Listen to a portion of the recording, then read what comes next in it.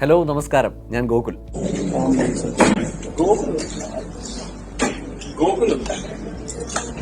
ആ ഗോകുലല്ല, പൃഥ്വിരാജ് അന്വേഷിച്ച ആടുജീവിതത്തിലെ ഹക്കീമായ ഗോകുൽ. അത് എന്നോടൊപ്പം ഉണ്ട്.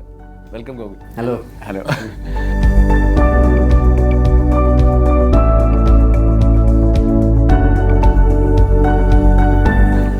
ഗോകുലാണ് രണ്ടുപേരും. അതെ. അപ്പോൾ മൊത്തത്തിൽ പൃഥ്വിന്റെ ഒരു ഇൻട്രോയാണ് ശരിക്കും മലയാള സിനിമയിലേക്ക് വരുന്നത്. സ്ക്രീനില് ഗോകുലിന്റെ പെർഫോമൻസിന് മുന്നേ ഗോകുൽ എവിടെ എന്നുള്ള ചോദ്യത്തിലാണ് രജിസ്റ്റർ ആവുന്നത്. ഞാൻ ആ റീല് ഞാൻ ഒരു ദിവസം വെറുതെ ഇരിക്കും, വീട്ടിലിരിക്കുന്ന സമയത്ത് എന്റെ ഒരു ഫ്രണ്ട് അയച്ചു തന്നതാ. ഗൂഗിൾ എവിടെ നമ്മളൊക്കെ മെൻഷൻ ചെയ്താ. അതിന്റെ താഴത്ത് എന്റെ കുറെ ഫ്രണ്ട്സ് ഇങ്ങനെ എന്നെ ഇങ്ങനെ മെൻഷൻ ചെയ്തുകൊണ്ടിരിക്കുകയായിരുന്നു. അതാ നിങ്ങൾ അന്വേഷിക്കുന്ന ഗൂഗിൾ ഇവിടെയാണെന്നൊക്കെ പറഞ്ഞിട്ട്. അപ്പോൾ ഞാൻ സർപ്രൈസ്ഡാണ് ഇത് രാജേട്ടൻ അപ്പോൾ ചോദിച്ചെന്നുള്ള. നമ്മൾ ആ പ്രസ് മീറ്റിലിരുന്നു. ഞാൻ എമർജൻസി മലയാളികളായിട്ടുള്ള ഓൾമോസ്റ്റ് എല്ലാ ഗൂഗിളിൽ നിന്ന് പേരുള്ള ആളുകൾക്കും പണി കൊടുത്തിട്ടുണ്ട്. നേരത്തെ വരായിരുന്നു കേട്ടോ. എല്ലാ ഗൂഗിൾമാർക്കും ഒരു ബൂസ്റ്റ് ആണല്ലോ. അതെ, സന്തോഷം. ആടുജീവിതത്തിന് മുന്നേ ഉള്ള ജീവിതം അല്ലെങ്കിൽ ആടുജീവിതം റിലീസായി സ്ക്രീനിൽ വന്നതിന് ശേഷമുള്ള ജീവിതം എങ്ങനെ? എന്താ കുറേ അധികം എന്താ പറയുക അപ്രീസിയേഷനും കോംപ്ലിമെന്റ്സും പ്രേക്ഷകരൊക്കെ നെഞ്ചിലേറ്റിയതിൻ്റെ ഒരു സന്തോഷവും, പിന്നെ കുറേ ഇൻഡസ്ട്രിയിൽ തന്നെയുള്ള വെറ്ററൻസ് ആയിട്ടുള്ള കുറച്ചധികം ആക്ടേഴ്സും എല്ലാവരും വിളിച്ചിട്ടും ഇപ്പോൾ ടെക്സ്റ്റുകളായിട്ടും അങ്ങനെ കുറേ കോംപ്ലിമെന്റ്സ് ഒക്കെ കിട്ടിയിട്ടുണ്ടായിരുന്നു. നമ്മൾ ആഗ്രഹിച്ച തരത്തിലുള്ള ഒരാളുടെ ഒരു ഇപ്പോൾ എന്നെ ഇന്നലെ ജയേട്ടനൊക്കെ വിളിച്ചിട്ടുണ്ടായിരുന്നു. ആ ജയേട്ടന് ആദ്യം എന്നെ ഇൻസ്റ്റയിൽ മെസ്സേജ് അയച്ചു, നമ്പറൊന്ന് ഷെയർ ചെയ്യാമെന്നൊക്കെ ചോദിച്ചു. ഞാൻ അഫ്കോഴ്സ് ഫ്ലഡഡ് ആയിരുന്നു, ടെക്സ്റ്റസ് ഒക്കെ ഞാൻ കണ്ടില്ലായിരുന്നു. എന്നിട്ട് ആള് വേറെ അടുത്തുനിന്ന് നമ്പറൊക്കെ ഒപ്പിച്ചിട്ട് 2 പ്രാവശ്യം വിളിച്ചു. എനിക്ക് കോൾ എടുക്കാനും പറ്റിയില്ല ആ സമയത്ത്, തിരക്കിലായി പോയിട്ട്. എന്നിട്ട് എനിക്ക് ടെക്സ്റ്റ് ചെയ്തു, ഞാൻ ജയസൂര്യാണ്, ഫ്രീ ആകുമ്പോൾ ഒന്നും ഇങ്ങോട്ട് വിളിക്കും എന്നൊക്കെ പറഞ്ഞിട്ട്. അപ്പോൾ ഞാൻ എന്നിട്ട് ആളെ വിളിച്ചു. ആള് സിനിമയിലെ ഓരോരോ സീനുകൾ എടുത്തു പറഞ്ഞിട്ട് അപ്രീഷിയേറ്റ് ചെയ്തു. സിനിമേനെ സീരിയസ് ആയിട്ട് തന്നെ കണ്ടോ എന്നൊക്കെ പറഞ്ഞ് പറ്റും എന്നൊക്കെ പറഞ്ഞിട്ടപ്പോ ഒരു വല്ലാത്ത ധൈര്യം. അതെ. ആടുജീവിതത്തിന്റെ ഓഡീഷനൊക്കെ എത്തുന്നതിന് മുമ്പ് ഗൂഗിളിനോട് ചോദിക്കാണ് ഗൂഗിൾ ആരാണ്, ഗൂഗിളിന് എന്താണ് ആക്ടിങ് കരിയർ എന്ന് ചോദിച്ചാൽ ഇനിയിപ്പം ചോദിച്ചു കഴിഞ്ഞാൽ ഓഫ്കോഴ്സ് ആടുജീവിതത്തിലെ ഹക്കീം എന്ന് പറയും. അതിന് മുമ്പ് എന്തായാലും ശരിക്കും ഗൂഗിളിൽ ചെയ്യുന്നത്, അല്ലെങ്കിൽ ഗൂഗിള് ഓഡീഷൻ വരുമ്പം പ്ലസ് സാർ ചോദിക്കുമ്പോൾ ഗൂഗിളിനെ എങ്ങനെ ഇൻട്രൊഡ്യൂസ് ചെയ്തിരുന്നത്? അപ്പം ഞാൻ പറഞ്ഞ നാടകങ്ങൾ കോഴിക്കോടുള്ള നാടകാരങ്ങളിൽ ഉണ്ടായിരുന്നു. അതിന് മുന്നേ നഗ്നനായ തമ്പുരാൻ എന്നുള്ളൊരു എം മുകുന്ദൻ്റെ കഥയുടെ നാടകാവിഷ്കാരം, അതിൽ ഞാൻ ഹയർ സെക്കൻഡറി സ്കൂൾ ബെസ്റ്റ് ആക്ടറൊക്കെ ആയിരുന്നു സംസ്ഥാന സ്കൂൾ കലോത്സവത്തിൽ. അതെ, ചെറുപ്പം തൊട്ടേ നാടകത്തിൽ. അതെ, ചെറുപ്പം തൊട്ട് എൻ്റെ വിനോദ് മാഷില്ലേ, വിനോദ് കോവൂരാണ് എൻ്റെ ആദ്യത്തെ ഗുരു. എന്നെ മോണാക്ടൊക്കെ പഠിപ്പിക്കാൻ വേണ്ടിയിട്ട് ചെറുപ്പത്തിൽ വീട്ടിലേക്കൊക്കെ വരും.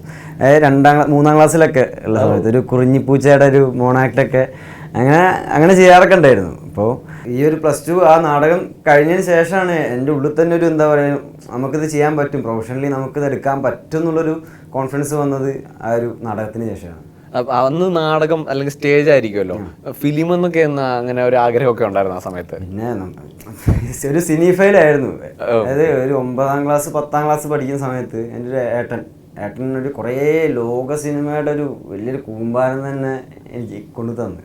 അപ്പോൾ അന്നിങ്ങനെ ഇട്ടിട്ട് കാണുന്ന സമയത്ത്, അതിന് മുന്നേ ഞാൻ കുഞ്ഞാകുമ്പോഴേ എന്നെ തിയേറ്ററിൽ കൊണ്ടുപോയ അച്ഛനും അമ്മയും എനിക്കുള്ളത്. അപ്പോൾ അതിന് മുന്നേ സിനിമകളൊക്കെ കാണാറുണ്ട്. നമ്മളെ മലയാളത്തിലുള്ള കുറേ അനേകം ആക്ടേഴ്സിനെ കണ്ടിട്ട് ഒരു ഇൻസ്പയർഡ്. വേറൊരു കഥ പറയാനുണ്ട് വെച്ചാൽ, ഓരോ സിനിമ കാണുമ്പോഴും ഇപ്പോൾ ബാഗ് മിൽഖ ബാഗ് കണ്ട സമയത്ത് എനിക്ക് റണ്ണർ ആവാനുള്ളൊരു ഇന്റർസ്റ്റെല്ലാർ കണ്ടപ്പോൾ എനിക്ക് ആസ്ട്രോനോട്ട് ആവണം എന്നുള്ളൊരു ആഗ്രഹം. പിന്നെയാണ് എനിക്ക് മനസ്സിലായത്. അതൊരു 90s കിഡ്സിന് ഒക്കെ അങ്ങനെ ഭയങ്കര, നമുക്കൊക്കെ പണ്ട് ചെണ്ടക്കാരനാവാനും ആനക്കാരനും ഒക്കെ ആകാൻ ആഗ്രഹിച്ചിട്ടുണ്ട്. ഞാൻ ജയറാമിന്റെ എല്ലാ സിനിമ, അപ്പൊ അതുകൊണ്ട് എനിക്ക് കണക്ട് ചെയ്യാൻ പറ്റുന്നുണ്ടോ ആലോചിക്കുമ്പോൾ. ഇപ്പോൾ അപ്പോൾ പിന്നീടാണ് എനിക്ക് മനസ്സിലായത് ഇതൊക്കെ കണ്ടിട്ട് ശരിക്കും ഞാൻ ആഗ്രഹിക്കുന്നത് ഒരു ആക്ടർ ആവുക എന്നുള്ളതാണ്. അപ്പോൾ ഈ ആക്ടർ ആയിക്കഴിഞ്ഞാൽ എനിക്ക് ഏത് പ്രൊഫഷൻ വേണമെങ്കിലും എനിക്ക് ചെയ്യാൻ പറ്റും. എങ്ങനെയാ അത് ആടുജീവിതത്തിലേക്ക് റീച്ച് ചെയ്യുന്നത്? യൂണിവേഴ്സിറ്റി യൂണിയൻ്റെ കീഴിൽ ഒരു കലാജാഥ എന്ന് പറഞ്ഞൊരു സംഭവമുണ്ട്. അപ്പോൾ അതിൻ്റെ പ്രാക്ടീസും പരിപാടിയൊക്കെ ശാന്തേട്ടൻ, ശാന്തകുമാർ. ഇപ്പം ആളില്ല. ആള് ഇങ്ങനെ നമ്മൾ ആളുടെ കൂടെ ചെയ്തുകൊണ്ടിരിക്കുമ്പോൾ ആൾക്കാണ് കൂടെ വന്നത്. ഒരു ഇന്നസെന്റ് ലുക്കുള്ള നിഷ്കളങ്കനായ ഒരു പയ്യനാണുള്ളത്. അപ്പോൾ ആളെന്നോട് പറഞ്ഞു ഇത് അയച്ചു കൊടുക്കാൻ വേണ്ടിയിട്ട്, ഫോട്ടോ അയച്ചു കൊടുത്തു. അങ്ങനെ അവർ കണ്ടിട്ട് ഇഷ്ടപ്പെട്ടു, വിളിച്ചു ഓഡീഷന് വേണ്ടിയിട്ട്. അങ്ങനെ ആടുജീവിതത്തിലേക്ക് എത്തി. ഈ ക്യൂട്ട് ഫേസ് ആണ് സഹായിച്ചത് അല്ലെങ്കിൽ അതാണ് അനുഗ്രഹം എന്ന് തോന്നാറുണ്ട്? പിന്നെ അത് ബ്ലസി സാറ് ഞാൻ പറഞ്ഞിട്ടുണ്ട്, നിനക്കൊരു നിഷ്കളങ്കമായിട്ടൊരു ചിരിയുണ്ട്, അതാണ് നമുക്ക് നീ ആദ്യം പുറത്തു പോകുമ്പോൾ ഉള്ള സമയത്തൊക്കെ നമുക്കതാണ് വേണ്ടത് എന്ന് പറഞ്ഞിട്ടുണ്ട്. അപ്പോൾ എന്താണ് ജനറ്റിക്സ് ചിലപ്പോൾ എൻ്റെ എന്താ പറയുക, എൻ്റെ താഴ്വഴികൾ അതായിരിക്കും എന്നെ ഹെൽപ്പ് ചെയ്തത്. ഈ പൊതുവെ ഇപ്പം ഒരുപാട് ആരാധകരൊക്കെ ഉണ്ടാവല്ലോ, ആൾക്കാരൊക്കെ മെസ്സേജ് ഉണ്ട്, ഹൗ ക്യൂട്ട് എന്ന് മെസ്സേജ് അയക്കാറുണ്ടോ? ഞാനിങ്ങനെ കുറെ പേരുടെ റിയാക്ഷൻ കേട്ടിട്ടുണ്ട് ഓഫീസിൽ ഉൾപ്പെടെ. അങ്ങനെ നമ്മുടെ കൊളീഗ്സ് പോലും പലരും ഭയങ്കര ക്യൂട്ടാണ് പയ്യൻ, പിന്നെ തപ്പി എടുക്കുന്നു ഇൻസ്റ്റയില്. അങ്ങനെ ഒരുപാട് ആളുകളുടെ ക്രഷ് ആയി മാറിയിട്ടുണ്ടെന്ന് തോന്നുന്നു. തോന്നുന്നു ഞാൻ ഇപ്പോൾ ടെക്സ്റ്റസ് ഒന്നും അധികം ഇങ്ങനെ നോക്കിയിട്ടില്ല, പക്ഷെ ക്യൂട്ടുന്നതിൽ ഉപരി ആ ഒരു കഥാപാത്രം ഞാൻ ചെയ്തതിനുള്ള കോംപ്ലിമെന്റ്സ് ആണ് എനിക്ക് കൂടുതൽ കിട്ടുന്നത്. അത് തന്നെയാണ് എനിക്ക് കേൾക്കാൻ ഇഷ്ടമുള്ള കാര്യം, ക്യൂട്ടെന്ന് കേൾക്കുന്നതിനേക്കാൾ ഉപരി ആക്ടർ എന്ന നിലയിൽ അതായിരിക്കും കേൾക്കാൻ. ഇപ്പം ടെക്സ്റ്റ് അയച്ച ആരും ഡിസപ്പോയിന്റ് ആവണ്ട, ക്യൂട്ടാന്നുള്ളതിൽ ഞാൻ സന്തോഷിക്കുന്നുണ്ട്. ഇപ്പോൾ ഈ ഹക്കീം എന്ന ഈ നോവല് നേരത്തെ വായിച്ചിരുന്നോ? സിനിമയിലേക്ക് വരുന്നതിന് മുമ്പ് വായിച്ചിരുന്നോ? ഇല്ല, സിനിമ ഞാൻ ഓഡീഷൻ കഴിഞ്ഞ ദ വെരി നെക്സ്റ്റ് ഡേ ആണ് ഞാൻ നോവല് വാങ്ങിയിട്ട് വായിക്കുന്നത്.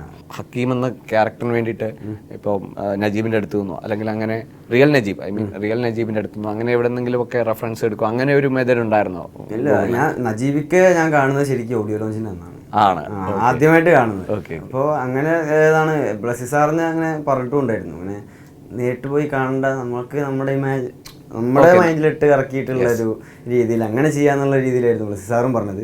ഞാൻ വേറെ നാട്ടിലൊരാളുണ്ട്, ഞങ്ങളുടെ നാട്ടിലെ മധുവേട്ടൻ എന്ന് പറഞ്ഞ ഒരാളുണ്ട്. ആള് പണ്ട് 90കളിൽ ഇതേപോലെ പുറത്തൊക്കെ പോയിട്ട് അവിടെ കിടന്നിട്ട് ഇതുപോലൊരു ജീവിതം ജീവിച്ച ഒരാളാണ്. ആടുകളും ഒട്ടകങ്ങളും അങ്ങനെ കുറേ പന്നി അങ്ങനെ ഏതൊക്കെയോ കുറേ ജീവികളുള്ള ഫാമിൽ കിടന്നിട്ട് ഇതേപോലെ ചട്ടവാറടി കൊണ്ടും കഷ്ടപ്പെട്ടും ആൾ എന്നിട്ട് സർവൈവ് ചെയ്തിട്ട് നാട്ടിൽ വന്നിട്ടുണ്ട്. അന്ന് ആ നാട്ടിലുണ്ടായിരുന്ന അവരുടെ ഫ്രണ്ട്സൊക്കെ പറഞ്ഞിട്ട് ആളുടെ രൂപം ഉണ്ട് കേട്ടോ.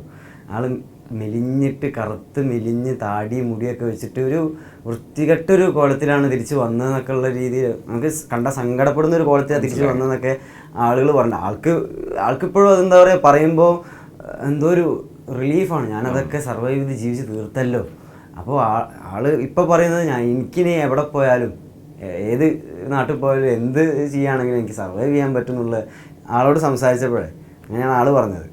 ഫസ്റ്റ് മൂവിയാണ്, അത് തന്നെ ഇത്ര വലിയൊരു പ്ലാറ്റ്ഫോം എന്നുള്ള എക്സൈറ്റ്മെന്റ് ഉണ്ടായിരിക്കും. എന്നാലും ഒരു അപരിചിതത്വമൊക്കെ ഉണ്ടായിരുന്നു ആ സെറ്റും സംവിധാനങ്ങളും ഒക്കെ ആയിട്ട്?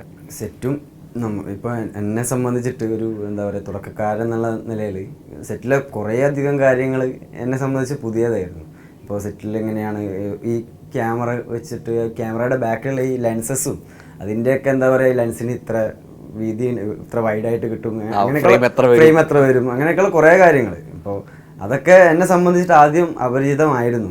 അതൊക്കെ എന്താ പറയുക പിന്നീട് മെല്ലെ മെല്ലെ ലേൺ ചെയ്ത് ഞാൻ ബ്ലസി സാർ അസിസ്റ്റ് ചെയ്തിട്ടുണ്ട് ഈ സിനിമയിൽ. എൻ്റെ ആക്ടിങ് പോർഷൻസ് കഴിയുമ്പോൾ ഞാൻ നേരെ ക്ലാപ്പും റിപ്പോർട്ടും ഒക്കെ എടുത്തിട്ട് ക്യാമറയുടെ ബാക്കിൽ. അപ്പോൾ നമുക്കറിയാലോ കറക്റ്റ് ക്ലാപ്പ് കറക്റ്റ് ഫോക്കസിന്റെ സ്ഥലത്ത് വെക്കണം. അപ്പോൾ നമുക്ക് ഏകദേശം മനസ്സിലാവും ഫ്രെയിം ഇത്ര ഉണ്ട്, ഇവിടെയൊക്കെ നിന്നാൽ ക്ലാപ്പ് കിട്ടും എന്നൊക്കെ ഉള്ള രീതിയിൽ അങ്ങനത്തെ ഒക്കെ ഒരു ജഡ്ജ്മെന്റ് എനിക്ക് ആ ഒരു സെറ്റിൽ നിന്ന് കിട്ടിയിട്ടുണ്ട്. അങ്ങനെ ഫിലിം സ്കൂൾ കൂടിയായിരുന്നു. പിന്നെ ബ്ലസ്സി എന്ന യൂണിവേഴ്സിറ്റിയാണ്, ഫിലിം യൂണിവേഴ്സിറ്റി. ഇനിയിപ്പോൾ വേറൊരു യൂണിവേഴ്സിറ്റി പോയി പഠിക്കേണ്ട ആവശ്യമില്ല. അങ്ങനെ ഡയറക്ടോറിയൽ പ്ലാൻ എന്തെങ്കിലും ഉണ്ടോ? അങ്ങനെ ഇപ്പോൾ ഈ ഒരു അസിസ്റ്റ് ചെയ്ത സമയത്താണ് എന്താ പറയുക ഏറ്റവും പാടുള്ള പണി അതാണെന്ന് മനസ്സിലായത്. അങ്ങനെ പ്ലാനൊന്നുമില്ല, എന്താ ഇൻഷാല്ലാ വരുന്ന പോലെ വരട്ടെ. ഫിലിമിന്റെ കാസ്റ്റ് ആൻഡ് ക്രൂ നമ്മൾ ആദ്യം നോക്കിയാൽ എവിടെയും ഗോകുലില്ല.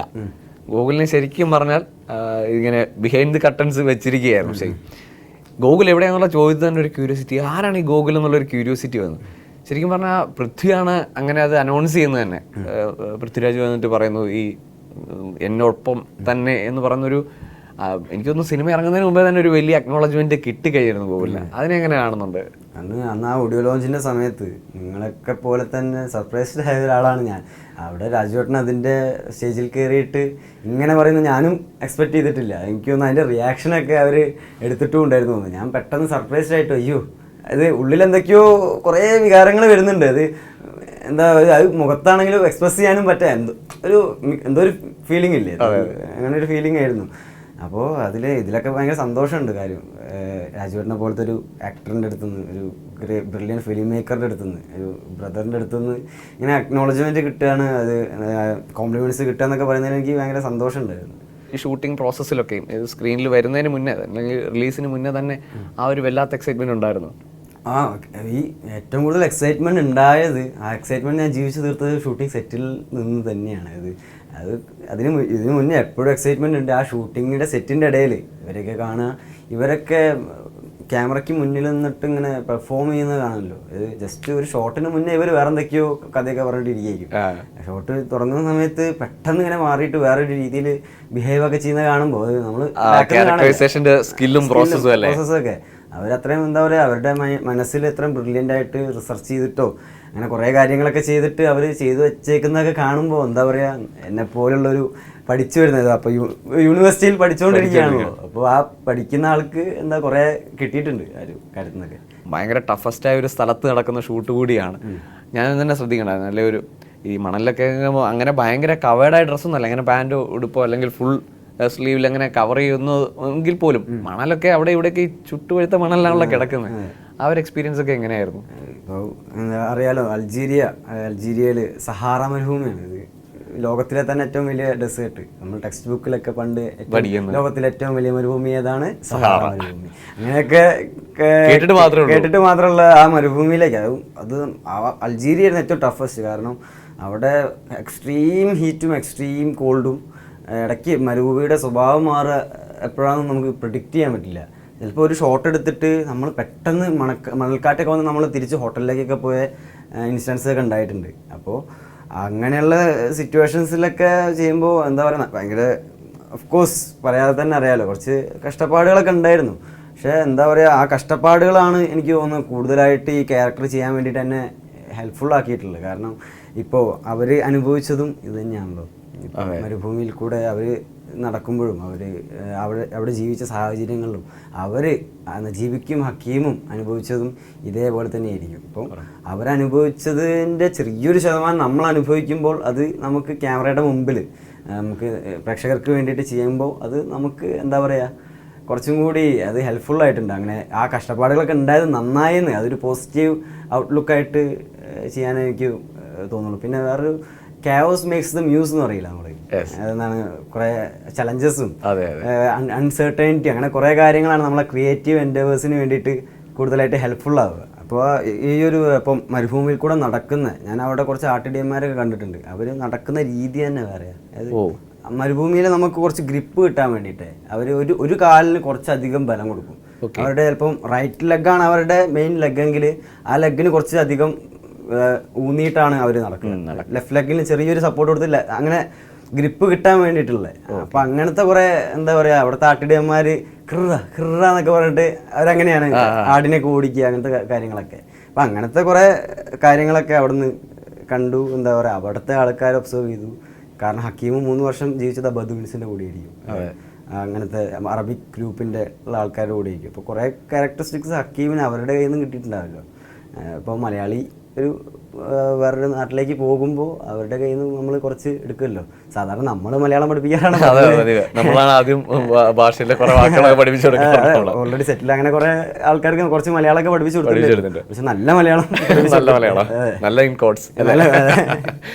വളരെ ഇൻറ്റൻസ് ആയ ഇമോഷണലി ഓഫ് കോഴ്സ് ആളുകളൊക്കെ കരഞ്ഞിട്ടുണ്ടാവുക. ഇപ്പം നമ്മളൊക്കെ കരച്ചിലിൻ്റെ വക്കോളം എത്തിച്ചിട്ടുള്ള സീനുകളുണ്ട്. ഞാൻ സ്പോയിലറായിട്ടൊന്നും പറയുന്നില്ല, അത് കണ്ടറിയേണ്ടതാണ്. അതുകൊണ്ട് തന്നെ അപ്പോൾ അത്തരം ഇമോഷണൽ സീക്വൻസ് വരുമ്പോൾ അതിൽ റിഹേഴ്സൽസോ അങ്ങനെ അല്ലെങ്കിൽ അതിന് മുമ്പ് അതിൻ്റെ ഒരു ഇൻപുട്ടൊക്കെ എങ്ങനെയായിരുന്നു? അപ്പോൾ ആ ഒരു സീൻ എടുക്കുന്നതിന് മുന്നേ ബ്ലസ്സി സാറ് ഒരു 15 മിനിറ്റ് എൻ്റെ അടുത്ത് സംസാരിച്ചിട്ടുണ്ട്. അതിന് പ്രയർ നമ്മളന്ന് രാവിലെ ഒരു 6 മണി 7 മണി ആ ഒരു 6 മണിക്കാകുമ്പോൾ സെറ്റിലെത്തിയത്. അപ്പോൾ സാർ എൻ്റെ അടുത്ത് സംസാരിച്ചു, 15 മിനിറ്റോളം സംസാരിച്ചു. ഹക്കീമിൻ്റെ ഇതുവരെയുള്ള യാത്രകൾ, ഇതുവരെ അവിടുന്ന് ഇവിടെ വരെയുള്ള യാത്രകളെ പറ്റിയിട്ട് എല്ലാം സാറിൻ്റെ ഒരു വിഷനിലുള്ള ഹക്കീമിനെ പറ്റിയിട്ടും സാറിന് എങ്ങനെയാണ് ഈ സീന് വേണ്ടത് എന്നുള്ളതിനെ പറ്റിയിട്ടും സാറിന് ഈ ഒരു ഇതിൽ ഇമോഷൻ എങ്ങനെയാണ് ഈ ഒരു സീനിൽ എങ്ങനത്തെ ഇമോഷനാണ് നമുക്ക് ആൾക്കാർക്ക് കൊടുക്കേണ്ടത് എന്നുള്ളതിനെ പറ്റിയിട്ടൊക്കെ സാറിനോട് കുറേ സംസാരിച്ചു. അപ്പോൾ ഞാൻ എൻ്റേതായിട്ടുള്ള രീതിയിലുള്ള ഇൻപുട്ടുകൾ സാറിനോട് ചോദിച്ചു, ഇങ്ങനെയൊക്കെ ചെയ്യാമോ.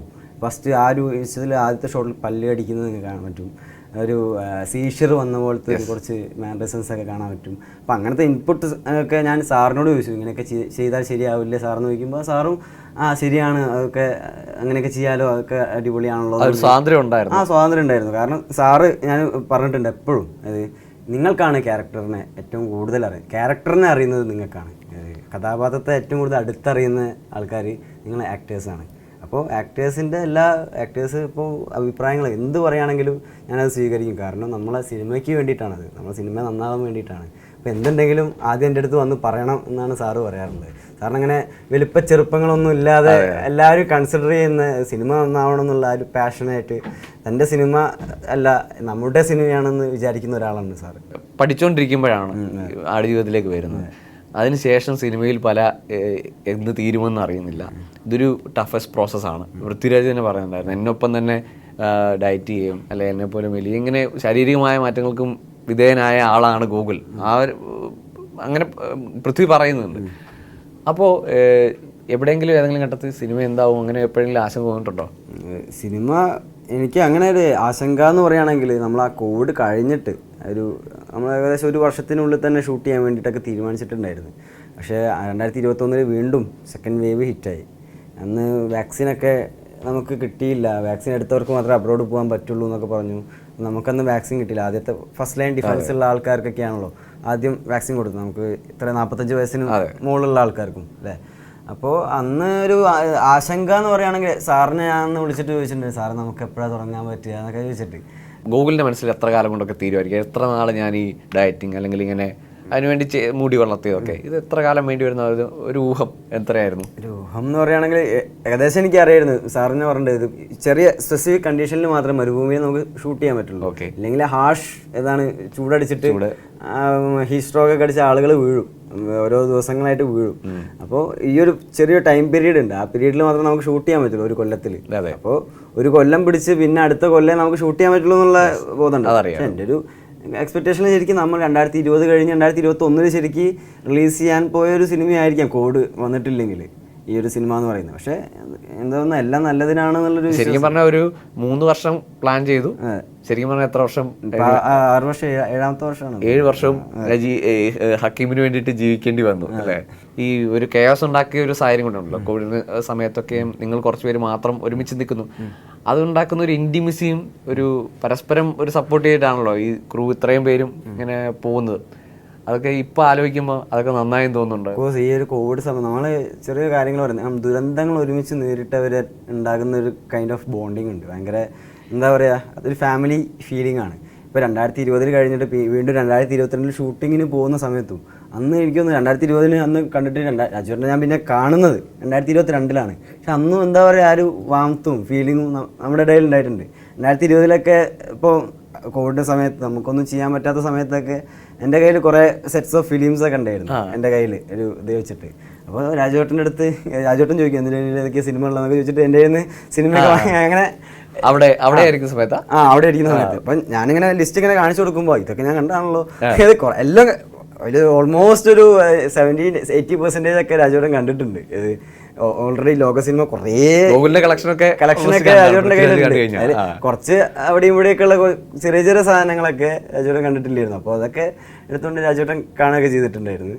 അങ്ങനെ കുറേ എന്താ പറയുക ആ ഒരു സംഭവം ശരിക്കും പറയുകയാണെങ്കിൽ ബോണ്ടി രാജുവേട്ടൻ മാത്രമല്ല എല്ലാവരും കിട്ടും. ഇപ്പോൾ സെറ്റിലുള്ള എന്താ പറയുക കുറേ ചെറിയ അങ്ങനെ പറയാൻ പാടില്ല. ശരിക്കും ഓരോ വർക്ക് ചെയ്യുന്ന എല്ലാവരും ഇല്ലേ, എല്ലാവരും മൊത്തത്തിൽ എല്ലാവരുമായിട്ടും ഭയങ്കര ബോണ്ടിങ് ആയിരുന്നു. കാരണം അവരൊക്കെ എന്തോ ഒരു അനിയനെ പോലെ തന്നെ കൺസിഡർ ചെയ്തിട്ടുണ്ട്. അവരുടെയൊക്കെ കഥകൾ എൻ്റെ അടുത്ത് പറഞ്ഞിട്ടുണ്ട്, അവരുടെ വീട്ടിലുള്ള കഥകളും അങ്ങനെയൊക്കെ. എല്ലാ ദിവസവും വൈകുന്നേരങ്ങളിൽ എൻ്റെ റൂമാണ് വാങ്കടെ. അങ്ങനെ ഞങ്ങൾ ജസ്റ്റ് വിളിക്കുക വാങ്കടെ സ്റ്റേഡിയം എന്നൊക്കെ പറയും. അവിടെ വെച്ചിട്ട് ഞങ്ങൾ ലുഡോ കളിക്കും. ഞങ്ങൾ ചെറിയൊരു ഗ്രൂപ്പ് ആൾക്കാരുണ്ട്, ഞങ്ങൾ അവിടെ പോയിട്ട് ലുഡോ ഒക്കെ കളിക്കുക. അപ്പോൾ അവിടെ നിന്നൊക്കെ ഞങ്ങൾ കുറച്ച് പേര് ഇരിക്കുക, സംസാരിക്കുക, ലുഡോ കളിക്കുക. അങ്ങനെയൊക്കെയുള്ള കുറേ വൈകുന്നേരങ്ങളിൽ ഇപ്പം എന്നെക്കാളും അറിവും അനുഭവങ്ങളുള്ള ആളുകളാണ് എൻ്റെ കൂടെ ഉള്ളത്. അപ്പോൾ അവരൊക്കെ പറഞ്ഞു തരുന്ന കുറേ എന്താ പറയുക ലൈഫ് കോട്ട്സ്, അങ്ങനെ ജീവിതത്തെ പറ്റിയുള്ള കാഴ്ചപ്പാടുകൾ, അതൊക്കെ എന്താ പറയുക എന്നെ ഒരു മനുഷ്യനെന്ന നിലയിൽ വളർത്താൻ വേണ്ടിയിട്ട് വളരെയധികം ഹെൽപ്ഫുൾ ആയിട്ടുണ്ട്. ഡിഗ്രി ഫസ്റ്റ് ഇയറിൽ പഠിത്തം അവിടെ ബ്രേക്ക് ആയെങ്കിലും ഈ സ്കൂള് അല്ലെങ്കിൽ ഈ ഒരു കോഴ്സ് ആടുജീവിതം എന്ന് പറഞ്ഞ കോഴ്സ് ഇതിപ്പോൾ വേറെ ആർക്കും പഠിക്കാൻ പറ്റാത്ത കോഴ്സാണ്. അങ്ങനെ തോന്നുന്നുണ്ടോ? 18 വയസ്സ് മുതൽ 25 വയസ്സ് വരെയുള്ള ഒരു കാലത്തിലാണ് ഒരു ചെറിയ പയ്യൻ അഡൽട്ടായി മാറുന്നത്. അപ്പോൾ ആ ഒരു കാര്യത്തിലുള്ള ടീനേജ് കാര്യങ്ങൾ കിട്ടുന്ന കുറേ കാര്യങ്ങൾ ഭയങ്കര എന്താ പറയുക ക്രൂഷ്യലാണ്. അതാണ് ബാക്കിയുള്ള ജീവിതങ്ങളിൽ നമ്മളെ ഫ്യൂവലായിട്ട് നയിക്കുന്ന കുറേ കാര്യങ്ങൾ. അപ്പോൾ അങ്ങനെ നോക്കുകയാണെങ്കിൽ ഞാൻ എന്താ ബെസ്റ്റ് ഓഫ് ദി ബെസ്റ്റ് ആയിട്ടുള്ള ആൾക്കാരുടെ അടുത്ത് നിന്നാണ് ഞാൻ പഠിച്ചിട്ടുള്ളത്. ഉറപ്പമായിരുന്നു. ഈ പഠനം മുറിഞ്ഞു പോയതിൽ ഇപ്പം ഓഫ് കോഴ്സ് അന്ന് കൂടെ പഠിച്ചവർ അല്ലെങ്കിൽ സ്കൂളിൽ പഠിച്ചവരൊക്കെ ഇപ്പം ജോലി ചെയ്യുകയും അല്ലെങ്കിൽ അവരൊക്കെ വേറെ തരത്തിൽ സെറ്റിൽ ആവുകയും ചെയ്ത ആളുകളാണ്. ഇപ്പം എൻ്റെ കൂടെ പഠിച്ചവർ കുറേ പേര് ഇപ്പോൾ ടീച്ചേഴ്സാണ്, കുറേ പേര് ഇപ്പോൾ അഡ്വക്കേറ്റ്സ് ആണ്, അങ്ങനെ കുറേ ഡോക്ടേഴ്സാണ് കുറച്ച് പേരൊക്കെ. അപ്പോൾ അവരൊക്കെ കാണുമ്പോൾ എന്താ പ്രൗഡാണ്. ഞാൻ അവരൊക്കെ വിളിച്ചിട്ട് കൺഗ്രാജുലേഷൻസ് അഡ്വക്കേറ്റ്, കൺഗ്രാജുലേഷൻ ഡോക്ടറെ എന്നൊക്കെ പറഞ്ഞു, ടീച്ചറെ എന്നൊക്കെ പറഞ്ഞു. അപ്പോൾ ഇനി നിന്നെയൊക്കെ പഠിപ്പിക്കുന്ന കുട്ടികളുടെ അവസ്ഥ എന്നൊക്കെ പറഞ്ഞ് അവരെ കളിയാക്കാറൊക്കെ ഉണ്ട്. ഇത് നീയൊക്കെ പഠിപ്പിക്കുന്ന കുട്ടികളുടെ അവസ്ഥ എന്നൊക്കെ പറഞ്ഞിട്ട്. അപ്പോൾ അതൊക്കെ എന്നെ സംബന്ധിച്ച് പ്രൗഡാണ്. പിന്നെ എനിക്ക് അറിയാമായിരുന്നു ബ്ലസ്സി സാർ എനിക്ക് തന്നൊരു ഹോപ്പുണ്ട്, അത് എപ്പോഴും എൻ്റെ കൂടെ ഉണ്ടായിരുന്നു. എന്തായിരുന്നു വാക്ക്?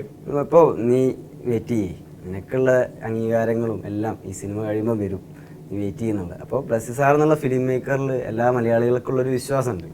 അത് ഈ ആടുജീവിതം ഇറങ്ങുന്നതിന് മുന്നേ തന്നെ എനിക്ക് ആ വിശ്വാസം ഉണ്ടായിരുന്നു. അത് ആടുജീവിതത്തിലെ ഓരോ പ്രോസസ്സുകളും ബ്ലസ്സി സാർ അടുത്തറിഞ്ഞപ്പോഴും ആ വിശ്വാസം കൂടി വന്നതേ ഉള്ളൂ.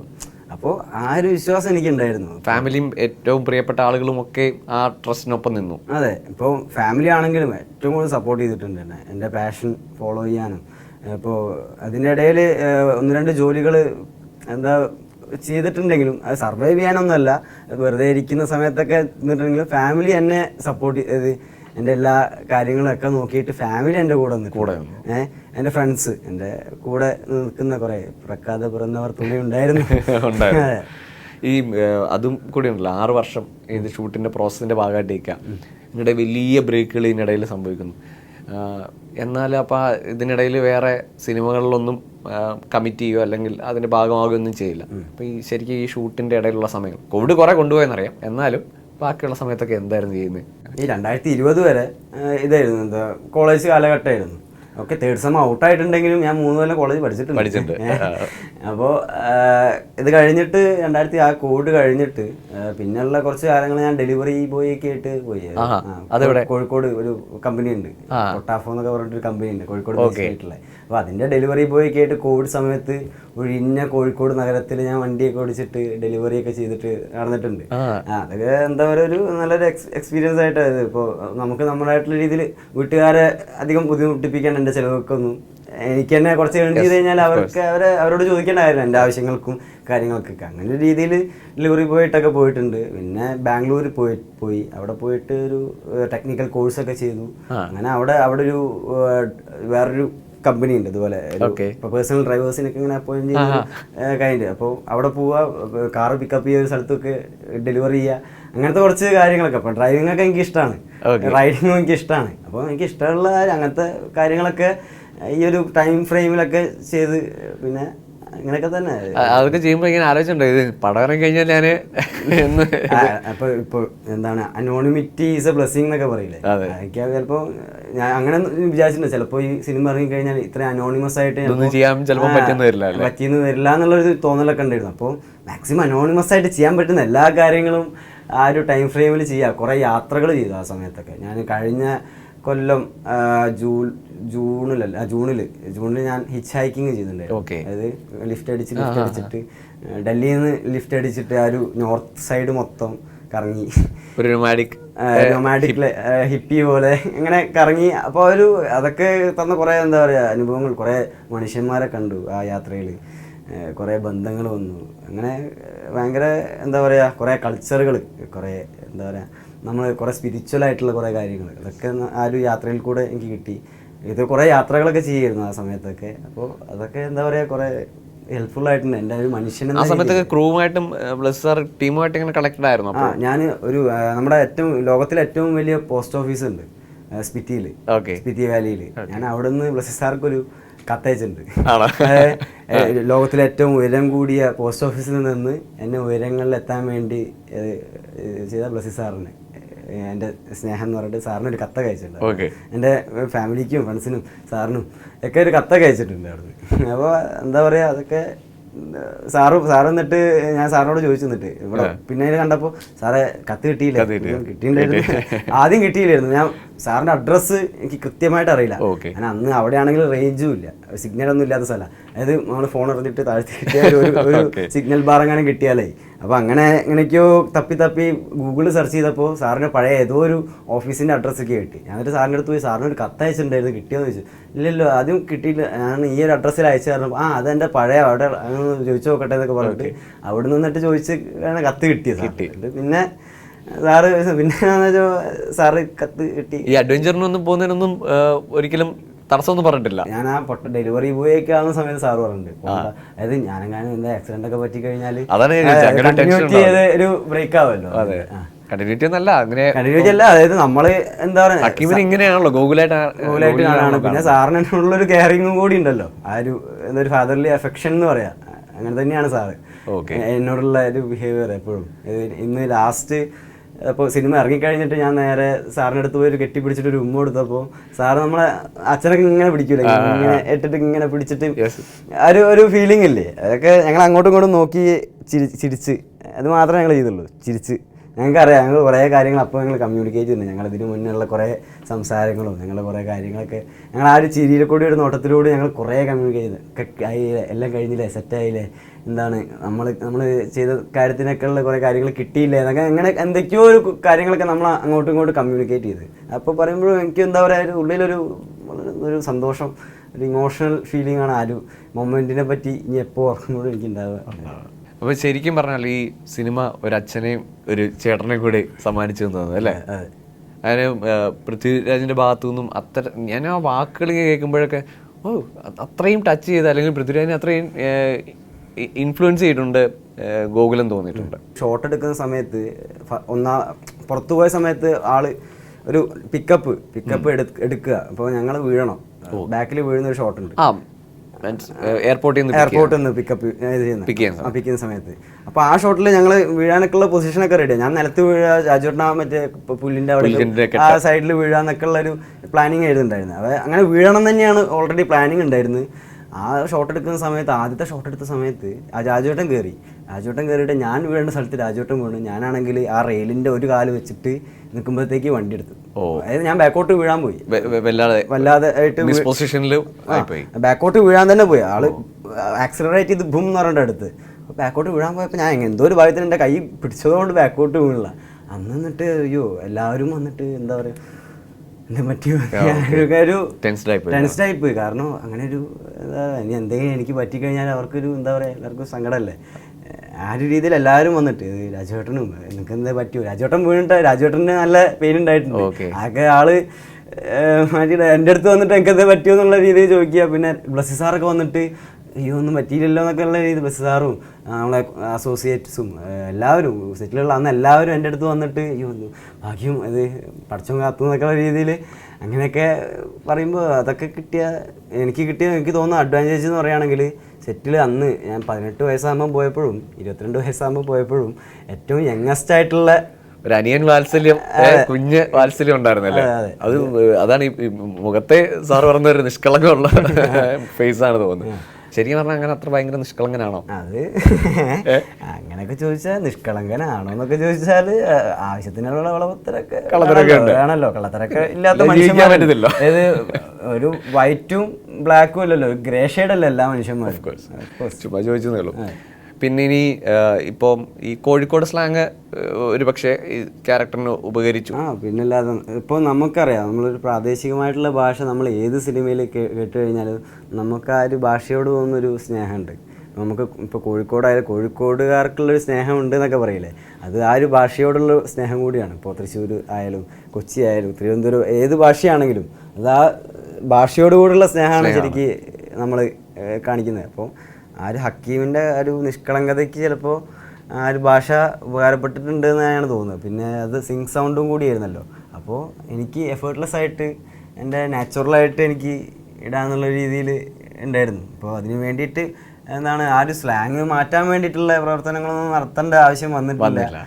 അപ്പോൾ അങ്ങനെ തന്നെ നാച്ചുറലായിട്ട് ബിഹേവ് ചെയ്താൽ മതി എന്നുള്ള രീതിയിൽ. ഭാഷയുടെ കാര്യത്തിൽ എങ്ങനെയാണോ ഗോകുലിൻ്റെ ഭാഷ എൻ്റെ ഭാഷ കീപ്പ് ചെയ്ത് പോയി കഴിഞ്ഞാൽ അപ്പോൾ സിങ് സൗണ്ടും കൂടിയല്ലേ, അപ്പോൾ സ്പോട്ട് ഓൺ റെക്കോർഡിംഗ് ആണല്ലോ. അപ്പോൾ അങ്ങനെ ഒരു അവസ്ഥയിലൊക്കെ ഭയങ്കര ഹെൽപ്ഫുൾ ആയിട്ടുണ്ട് എന്നെ സംബന്ധിച്ച്, ആക്ടർ എന്നുള്ള സംബന്ധിച്ച്. പടം ഇറങ്ങിയിട്ട് പിന്നെ ഇത് കൊച്ചിയിൽ നിന്ന് കോഴിക്കോട് പോകാൻ പറ്റിയിട്ടുണ്ടോ?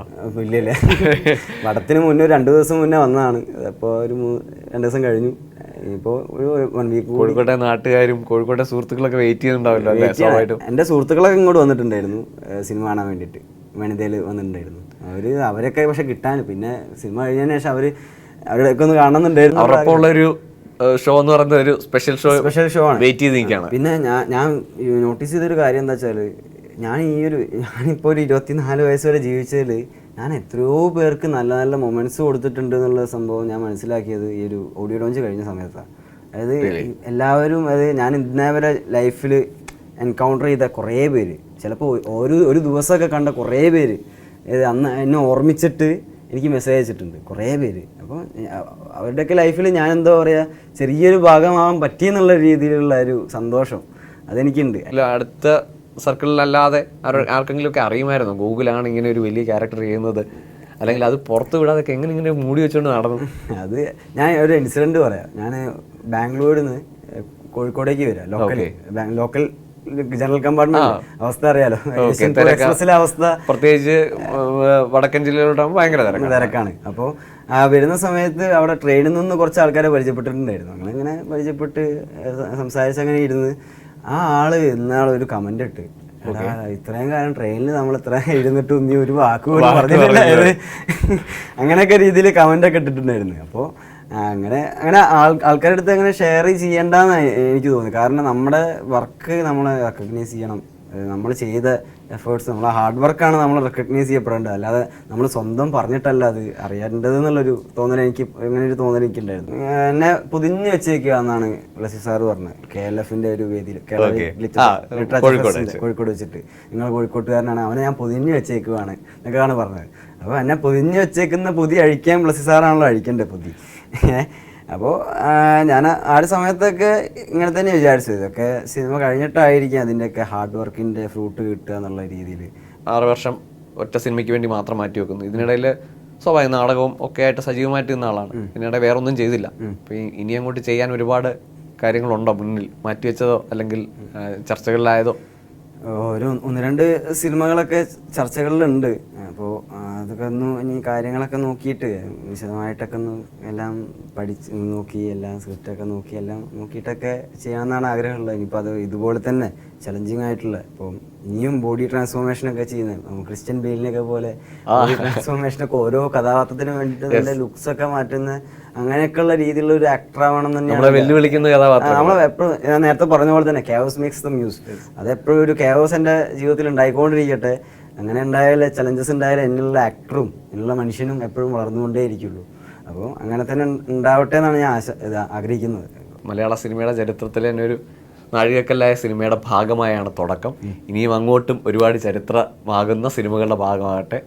ഹക്കീം ഓർത്തു ഇരിക്കും എല്ലാ കാലത്തും. ഒപ്പം അതിനപ്പുറത്തേക്ക് അതിനെ മറികടക്കുന്ന പുതിയ കഥാപാത്രങ്ങൾ വരട്ടെ എന്ന് ആശംസിക്കുന്നു. Okay, thank you.